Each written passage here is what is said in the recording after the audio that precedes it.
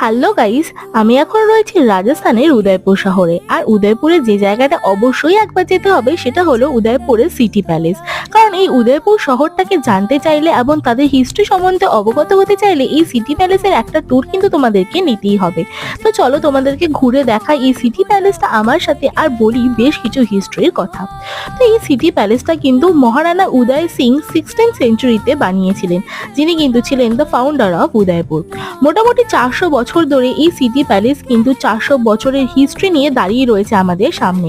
যেখানে গেলে তোমরা দেখতে পাবে কোন রাজারা কি কি বর্ম পরে বা কি ধরনের অস্ত্রশস্ত্র দিয়ে যুদ্ধ জয় করে রাজস্থান শহরটিকে করে তুলেছিলেন।